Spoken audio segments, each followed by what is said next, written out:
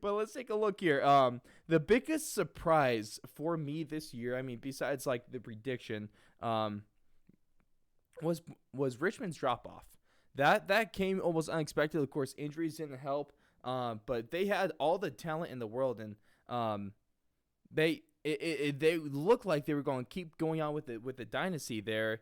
And I guess it just ended up not working out. I mean, like I said, injuries. We kind of covered this a little bit. And I think Donnie might want to cover this one a little bit more a little later in the show. But um, I I think it was just weird seeing Richmond fall apart, and I say fall apart is, and they still had a really good chance of making the finals this year late in the season.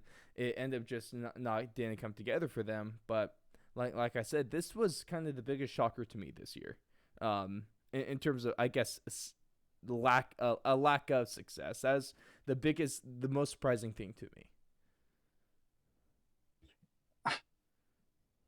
Richmond's one of those.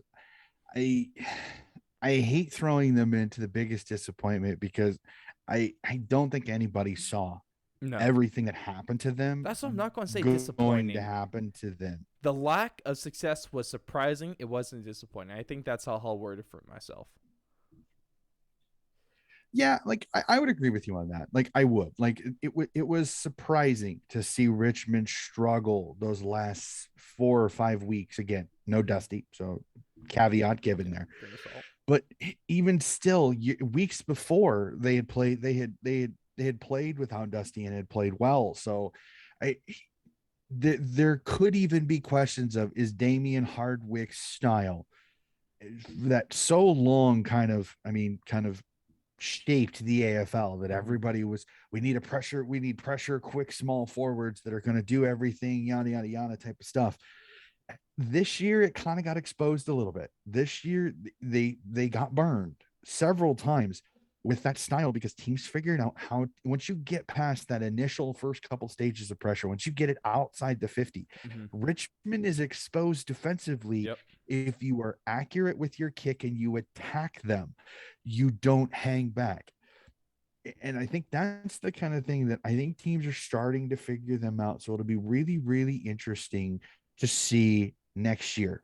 Do teams employ that same style, and does Hardwick make adjustments to maybe pull back the pressure just the tiniest bit to give him a little more coverage behind the first level of pressure, so then that they can cover in case the ball gets past that first line? Because unfortunately, he would have two lines of pressure, but once both of those are beat, now they're number disadvantaged. And a good kicking team, like what Sydney did in round four, Mm-hmm. really exposed their zone style of defense. Because if Grimes can't come off an intercept mark, if they're hitting short, quick kicks into open space, which is then letting leaders into gaps, that can rip this Tigers defense apart because they're not structured to play one-on-one defense there. It's a group team style, almost zone-ish type of defense.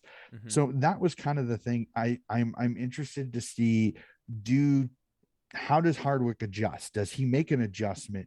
Do teams try to use that style more? Now, not every team is like that. I mean, what Sydney did was incredible in that game in round Yep. four, and not every team has those type of elite kicks. So it'll be very fascinating to see how that goes. But them and Fremantle were two of the teams that honestly I felt horrible for about Mm-hmm. halfway through the year, because injuries just killed them.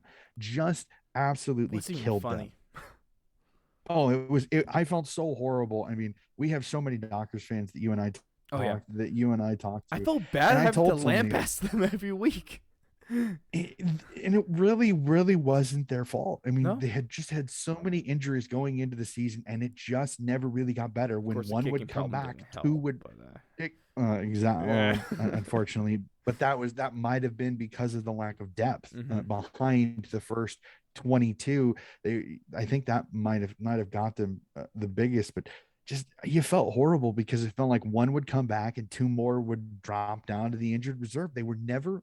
I don't know if Fremantle saw their best 22 on the field at all this season. No, and that, I mean, for any team, if you're never able to see, like, your 22 best guys at just any point of the season, that's pretty tough.